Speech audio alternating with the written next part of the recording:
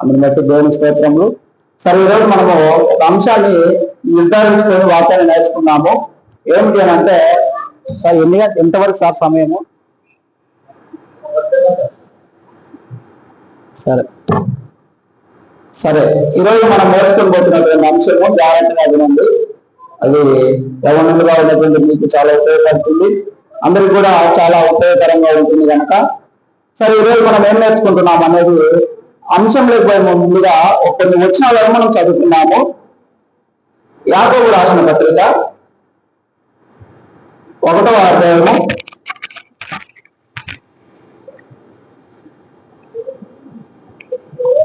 14 నుండి 15 వచనాలు మనం చదువుకున్నాము. చదవండి.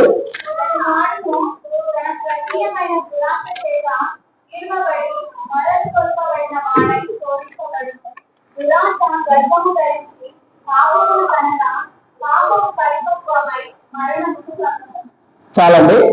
ఇక్కడ మనం నేర్చుకుని పోతున్నటువంటి అంశాన్ని ఇక్కడ పరిచయం చేశాం. మనం జస్ట్ ఏమని నేర్చుకుంటున్నామంటే, పాపం వలన ఏమొస్తుంది, దాని కొరకు మనం ఏమి చేయాలి, అందుకొరకు దేవుని యొక్క చిత్తం ఏ విధంగా ఉన్నది అనేది తెలుసుకున్నాము. బేసిక్ గా మీ అందరికి కూడా ముందు ఇవన్నీ తెలిసి ఉండవచ్చు, అయినప్పటికీ కూడా జ్ఞాపకం చేసుకోవడం మంచిది. అయితే ప్రియులారా గమనించండి, ఇక్కడ ఏం చెప్తున్నారంటే ఆ వచ్చిన మళ్ళీ ఒకటి చదువుకున్నాము. యాకోబు రాసిన పత్రికలో ప్రతి వాడును తన స్వకీయమైన దురాశ చేత ఈడ్వబడి మరలుకు కొల్పబడిన వాడి శోధింపబడిను. దురాశ గర్భము ధరించి పాపమును కనగా పాపము పరిపక్వమై మరణమును కనును. చాలండి. చూడండి, ఇక్కడ ఒక ఆలోచన మనం చేయాలి. ఏంటంటే, ఈ లోకములో మానవులు అందరూ కూడా ఏమి కలిగి ఉన్నారు? మానవులు అందరూ కూడా చూడండి, అందరూ పరిశుద్ధులేనా? అందరూ దేవుని పోలికలోనే ఉన్నారా? ఆది కాండంలో మనం చదువుతున్నప్పుడు ఒక మాట ఉంది. అక్కడ ఆది కాండంలో ఒక మాట ఉంది. యేసుక్రీస్తు సృష్టిస్తున్నటువంటి ఆ క్రమమున దేవుడు ఏమని చెప్తున్నాడంటే, మానవుల గురించి ప్రత్యేకంగా చెప్పాడు. అక్కడ మానవులందరూ కూడా ఎవరి యొక్క స్వరూపంలో ఉన్నారు? దేవుని స్వరూపంలో ఉన్నారు. అయితే తరువాత 3వ అధ్యాయంలోకి వచ్చిన తర్వాత ఏమవుతుందంటే, అక్కడ ఈ వచనాన్ని చదువుకుంటున్నాం కదా, యాకోబు రాసిన పత్రికలో వచనం చదువుతున్నాం కదా, ప్రతి వాడును కూడా దురాశను కానీ దురాశ ఈ విధంగా అవుతుంది. చూడండి, దురాశ గర్భము ధరించి పాపము కనగా పాపము పరిపక్వమై మరణము కనును. ఈ వచనము ఎక్కడ నెరవేరిందనంటే ఆది కాండములోనే అవ్వ ఆదాముల దగ్గర ఈ వచనము నెరవేరింది. ఎలాగో అనంటే అర్థమవుతుంది కదా. అవ్వ దురాశ కలిగింది. దురాశ వలన ఆమె ఆశపడి, అంటే దురాశ కలిగి ఏం చేసిందంటే, ఇప్పుడు ఈ చెట్టు పొలంలోనే తింటే మనము కూడా దేవుని దూతల వల్లే దేవుని యొక్క జ్ఞానం మనకు వస్తుంది, మనం కూడా దేవుని దూతల వల్లే ఉంటాము, కాబట్టి ఆ పండును మనం తిందాము అని ఒక ఆలోచన కలిగింది అవ్వ. సో దాని వలన ఏమైందంటే, ఆమె వెళ్ళి తినండి, తాను తినడంతో పాటు వెళ్ళి తన భర్త అయినటువంటి ఆదాముకు కూడా ఇచ్చింది.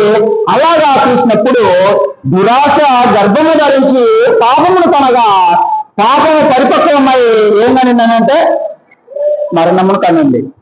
చూడండి, ఈ లోకాన్ని మనం గమనించినప్పుడు దేవుడు మానవులను అందరినీ కూడా చాలా ఆయన స్వరూపంలోనే చాలా గొప్పగా సృష్టించాడు.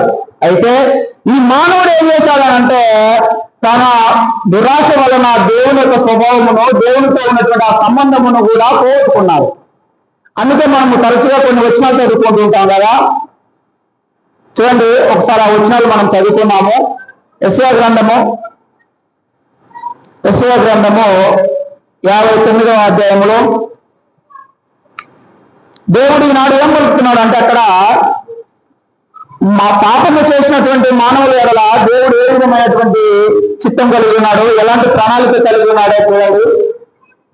యెషయా గ్రంథము 59వ అధ్యాయం 1వ వచనం.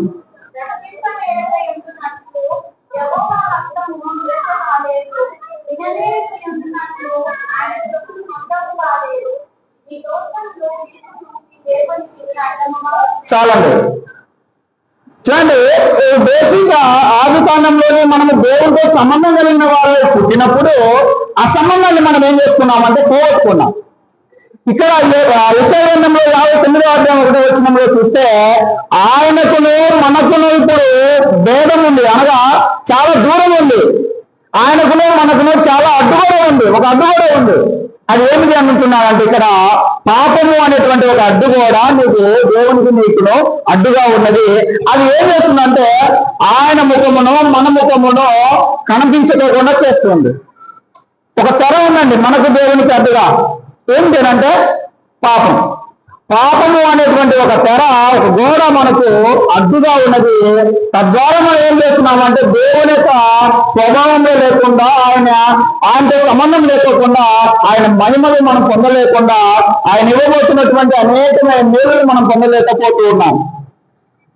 సరే, ఇప్పుడు ఒక చిన్న ప్రశ్న వేసుకున్నాము. పాపము అంటే ఏంటనండి?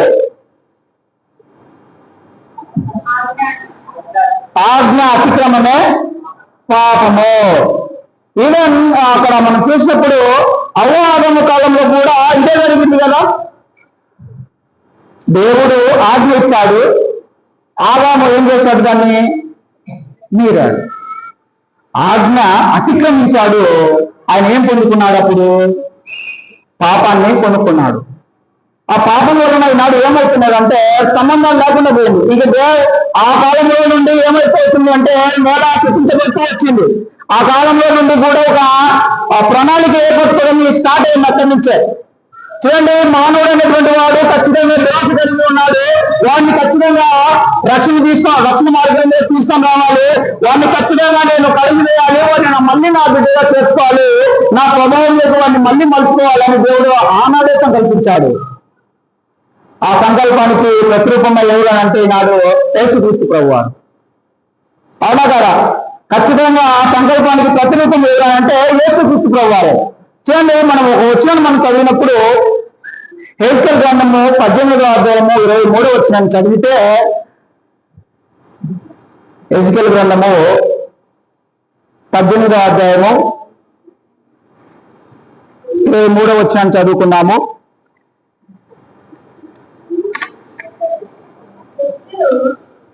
దుష్టులు మరణము నొందుట చేత నాకేమాత్రమైన సంతోషం కలుగునా,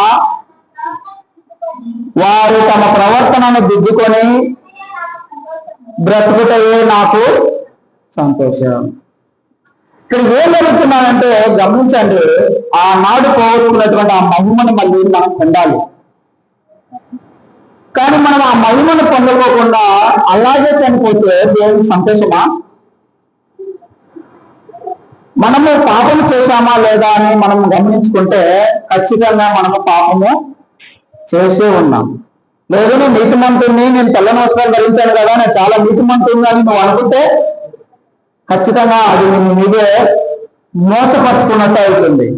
ఎందుకంటే లేఖనాలు మనకు చాలా యథార్థంగా చెప్తూ ఉన్నాయి, చాలా పళ్ళ విధులని చెప్తున్నాయి. ఏమంటే ఏ భేదము లేదు, అందరూ పాపము చేసి దేవుడు అనుగ్రహించి మహిమను పొందలేకపోతున్నారు. ఏమైనా భేదం ఉందా ఇక్కడ? సరే, నేను ఆడవాడిని కదా, నాకు ఏమో కొంచెం భేదం ఉండొచ్చులే, లేదు నేను మగవాడిని కదా, నాకు కొంచెం గొప్పగా ఉండొచ్చులే, లేదు చిన్నపిల్లగా ఇంకొంచెం కాస్ట్ వేరంలో ఇంకోటి నాకు ఇది లేదు, ఇది వర్తించడమే అనడానికి ఏమన్నా ఉందా ఇక్కడ? ఏ భేదము లేదు. అందరూ కూడా ఏం చేస్తున్నారంటే పాపము చేసి ఆయన అనుగ్రహించు మహిమను, రోమపత్రికలో ఉంది ఒక మాట, 3వ అధ్యాయము 23వ వచనం చూడండి. రోమపత్రిక 3వ అధ్యాయం 23వ వచనము. అది యేసుక్రీస్తునందలి విశ్వాసమూలమైనదై రోమా 23:23 వచ్చిన ఏ భేదమును లేదు, అందరూ పాపము చేసి ఏ భేదమును లేదు, అందరూ పాపము చేసి దేవుడు అనుగ్రహించి మహిమను పొందలేక పోతున్నారు. ఇలా గమనించండి, ఇక్కడ ఏం చెప్తున్నారంటే ఏమైనా భేదం ఉన్నదా, లేదు తప్పించుకునేదానికి మీకు ఏమైనా అవకాశం ఉన్నదా అంటే లేదు. దేవుడు మానవులను అందరినీ కూడా యథార్థవంతులుగా సృష్టించినప్పుడు ఆ మానవులు దేవుడి దగ్గర నుండి ఆయన మహిమను పోగొట్టుకున్నారు. ఇప్పుడు ఏమైనదంటే దేవుడికి మనకు ఒక అడ్డుగా గోడగా ఉన్నది అది పాపం అనేది. ఆ పాపం వలన మనకి ఏమొస్తుందంటే నిత్య నరకం వస్తుంది. ఆ ద్వారా మనం ఏం పోగొట్టుకుంటున్నామంటే ఆయన ఇవ్వబోతున్నటువంటి మహిమను పోగొట్టుకుంటున్నాము. కాబట్టి ఈనాడు దేవుడు ఏం చెప్తున్నాడంటే ఎన్నికల గ్రంథంలో చదివినటువంటి మాట ప్రకారంగా దుష్టులు మరణము నొందుట చేత నాకు ఏ మాత్రం కూడా సంతోషము లేదు, వారు మనసు మార్చుకొని నా వైపునకు తిరిగినప్పుడే నాకు సంతోషము అన్నాడు. అక్కడ ఎన్నికల గ్రంథంలో చూడండి, 18వ అధ్యాయం మళ్ళా 32 వచ్చింది చూడండి. 32 వచ్చిన మరణము నొందువాడు మరణము నొందుటను బట్టి నేను సంతోషించు వాడును కాను, కావున మీరు మనసు త్రిప్పుకొనుడి, అప్పుడు మీరేం చేస్తారు? అప్పుడు మీరు ఏమవుతారు? బ్రతుకుతారు. చూడండి, బ్రతుకుదురు అంటే ఇప్పుడు మనం బ్రతుకులేమా? అక్కడ వచ్చిన ఏం చెప్తున్నారు అంటే మీరు బ్రతుకుతారు అయితే మనం బ్రతుకులేమా? ఇప్పుడు అవును, నిజంగా మనం బ్రతుకులేమో. నిజంగా శరీరంలో ప్రాణం ఉంది తప్ప దేవుడితో సంబంధం లేదు మీకు, అవునా? చూడండి, ఒక మాట గమనించినప్పుడు ఏం చెప్తున్నారంటే ఆజ్ఞ అతిక్రమమే పాపము, పాపం వలన వచ్చే జీతం ఏంటి? మరణం. మరణం అంటే చనిపోయామనే కదా అర్థము. మరణం అంటే భూసంబంధమైన మరణం కాదండి ప్రియులారా. అంటే ఈ శరీరంలో ప్రాణం ఉంది కదా, నా రక్తంలో నాడి కొట్టుకుంటున్నాయి కదా, నేను బ్రతుకే ఉన్నాను కదా, మరి మరణించాను అని చెప్తున్నారేంటి? నిజానికి మరణించాం మనం.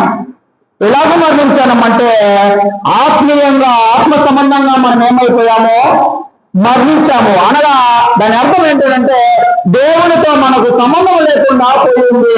నీవు బ్రతుకున్నప్పటికీ కూడా ఎలాంటి వాడు అని అంటే చనిపోయిన శవము లాంటి వాడివే. దాని అర్థం అలా అర్థం చేసుకున్నప్పుడు పాపము చేసిన వాడు ఖచ్చితంగా మరణించినటువంటి వాడే. ఇప్పుడు కూడా మనం మరణించి ఉన్నామా లేదా అని మనం గమనించుకోండి. ఎందుకంటే మనము కూడా ఖచ్చితంగా ఆజ్ఞలను మీరుతూ ఉన్నాం. అందుకే ఎన్నికల గ్రంథంలో చదివిన మాట ఏమని అంటే అక్కడ దుష్టులు మరణము నందుట చేత నాకు ఏమాత్రం కూడా సంతోషం లేదండి. దేవుడికి సంతోషం లేదు. నువ్వు అలాగే ఉండి అలాగే చనిపోతే ఈ భూమిని నువ్వు విడిచిపెట్టి పోతే దేవుడికి సంతోషమా? సంతోషమా పిల్లారా? మళ్ళా 33వ అధ్యాయం చూడండి. ఎన్నికల గ్రంథంలోనే 33వ అధ్యాయము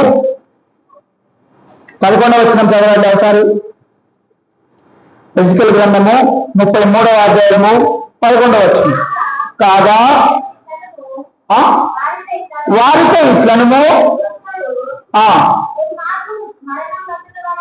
దుర్మార్గుడు మరణము నొందుట వలన నాకు సంతోషం లేదు. దుర్మార్గుడు తన దుర్మార్గత్వం నుండి మరలి బ్రతుకుట. దేవుని సంతోషం ఏంటంట? దేవుడికి ఏమంటే సంతోషం అంటున్నారు.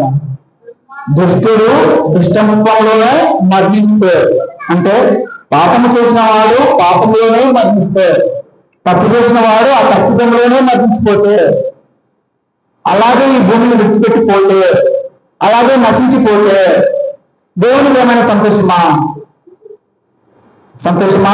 కాదు, దేవునికి సంతోషమే కాదు. ఎందుకంటే మనం అందరం కూడా దేవుని పోలికలో మనం అందరినీ కూడా ప్రత్యేకంగా తయారు చేసుకునేటువంటి వారం మనం అందరం. ఆయన రూపంలో ఆయన స్వరూపంలో మనం అందరినీ కూడా తయారు చేసుకుంటూ వచ్చాడు. ఈ భూమి వచ్చావంటే ఖచ్చితంగా ఆయన ఉద్దేశంతోనే వచ్చింటాం. ఆయన ఉద్దేశం లేకుండా ఏ మానవుడి భూమి మీదకి రాదు. అలాంటప్పుడు నువ్వు ఆ పాపంలోనే చనిపోతే ఎలా? ఎందుకంటే మన అందరం కూడా దోష కలిగి ఉంటున్నాం. మనమందరం కూడా పాపంకి మనం ఇష్టపడుతున్నాం, దాన్ని కోరుకుంటున్నాం. నీకు దేవుడికి వ్యతిరేకమైనది ఏదైనా ఉన్నదా అంటే దాన్ని ఖచ్చితంగా మనం ఇష్టపడుతున్నాం. ఇది వద్దు, మనకి ఏదో సినిమా చూడంపా అంటే వెళ్తామా? సంతోషం ఉంటది కదా, కాసేపు నవ్వుకుంటా హ్యాపీగా మనం ఉందాము, పోవడం పాటు ఖచ్చితంగా వెళ్తాం. దాని అర్థం మనం చేసుకుంటే మనము దేవుడి కంటే ఎక్కువ మనము లోకానికి ప్రయాణించినప్పుడు చనిపోయిన వారి వెళ్ళి మనం ఉన్నాము. ఇలా మనము కొనసాగించుకుంటూ ముందుకు వెళ్ళినప్పుడు మానవుడు పాపము చేసి దేవుని దగ్గర నుండి దూరం అయిపోయాడు. ఇప్పుడు ఏం చేయాలి? దేవుని కోరికేంటి?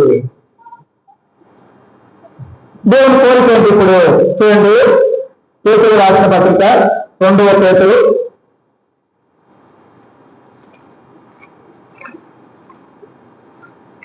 3వ అధ్యాయం 9వ వచనం చదివిన తర్వాత మళ్ళీ చదువుతున్నాం. మొదటి 2వ పేతురు 3వ అధ్యాయం 9వ వచనం. కొందరు ఆలస్యమని ఎంచుకున్నట్లు